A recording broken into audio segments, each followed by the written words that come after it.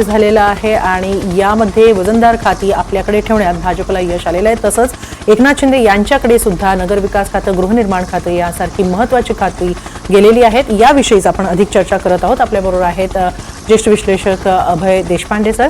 अभय sir, आपण अजित पवार यांच्याकडच्या खात्यांबद्दल चर्चा करत होतो। अजित पवार यांनी त्यांच्याकडे अर्थ खातं कायम ठेवलेलं आहे, पण इतरही काही खाती, महत्त्वाची खाती आली आहेत त्यांच्याकडे। हो, पण ते सोशल जस्टिस, सामाजिक न्याय जे खातं आहे ते शिरसाट त्यांच्याकडे गेलेलं आहे। त्याच्या व्यतिरिक्त त्यांच्याकडे महत्त्वाचं खातं आहे ते म्हणजे सहकार खातं। सहकार खातं ग्रामीण महाराष्ट्राची ज्याची नाळ जोडले असते ते सहकार खातं ग्रामीण भागातील विशेषतः सहकारी संस्था आणि सहकारी साखर कारखाने या दृष्टीने अतिशय महत्त्वाचं असतं आणि राष्ट्रवादी काँग्रेसचे अनेक नेते सहकार क्षेत्राशी जोडलेले आहेत। ते खातं त्यांच्याकडे ठेवलेलं आहे। मगाशी जे म्हणत होतो मालिकी राज्यमंत्र्यांच्या बाबतीत, राज्यमंत्र्यांचं ज्यांच्याकडे मंत्रीपद आहे त्यांचा राज्यमंत्री दुसऱ्या पक्षाचा देऊन मला वाटतं की तो बॅलन्स किंवा ते संतुलन ठेवलेलं आहे। विशेषतः होम जरी शिवसेनेला दिलं नसलं गृह खातं, ते गृह खात्याचा शहरी राज्यमंत्री जे आहेत, शहर, कारण गृह खात्यामध्ये शहर आणि ग्रामीण विभाग केले जातात राज्यमंत्री पदामध्ये। त्याच्यामध्ये मला वाटतं की योगेश नाईक यांच्याकडे अभय सर, पुन्हा एकदा थांबवते। आपल्याबरोबर कृषी मंत्री माणिकराव कोकाटे आहेत। माणिकराव कोकाटेजी, सर्वात आधी अभिनंदन, आपलं कृषी खातं मिळालेलं आहे।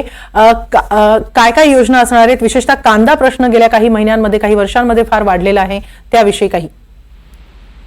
प्रश्न असा आहे की अतिशय जाणीवपूर्वक, विचारपूर्वक सन्माननीय उपमुख्यमंत्री अजितदादा पवार आणि मुख्यमंत्री फडणवीस साहेबांनी माझ्यावर जबाबदारी टाकलेली आहे। महाराष्ट्रातल्या तमाम शेतकऱ्यांना न्याय देण्याची जबाबदारी माझ्यावर आहे आणि ते काम अतिशय समर्थपणे मी या ठिकाणी पार पाडीन। आता सध्याच्या काळामध्ये जे थोड्या फार प्रमाणामध्ये जे काही आहे अडीअडचणी, त्या संदर्भामध्ये मार्ग काढून लवकरात लवकर शेतकऱ्यांना न्याय कसा देता येईल या संदर्भात मी प्रयत्न करणार आहे। आजच विधानसभेत पीक विमा घोटाळा सुद्धा मोठा चर्चेला गेला, त्याविषयी काय सांगाल? कशा या सगळ्या समस्या सोडवण्यासाठी आणखी काय प्लॅन आहे तुमच्याकडे? शेतकऱ्यांच्या टाळूवरचं लोणी कोणी खाणार असेल तर तो कोणी असला तरी मी कोणालाही माफ करू शकत नाही। मी फार ट्रान्सपरंट आणि वर्क ओलिक माणूस आहे, त्यामुळे महाराष्ट्रातल्या तमाम शेतकऱ्यांना न्याय देणं ही माझी जबाबदारी आहे आणि मी कुठेही कमी पडणार नाही।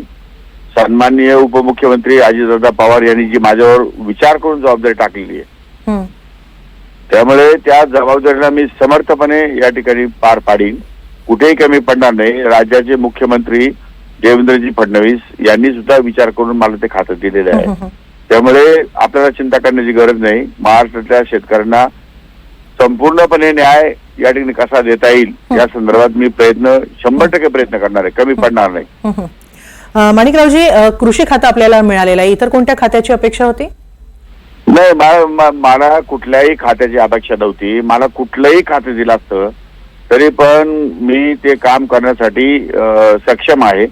तेव्हा मी खातं मिळावं, अमकंच खातं मिळावं, तमकंच खातं मिळावं, माझा कुठल्याही खात्यामध्ये इंटरेस्ट नाही आणि मला कुठल्याही गोष्टीमध्ये इंटरेस्ट नाहीये।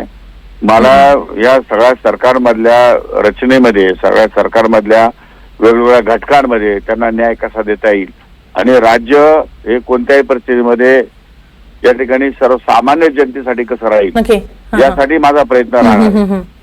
त्यामुळे पुन्हा एकदा अभिनंदन माणिकरावजी आणि खूप खूप धन्यवाद एनडीटीव्ही मराठीकडे ही प्रतिक्रिया नोंदवल्याबद्दल।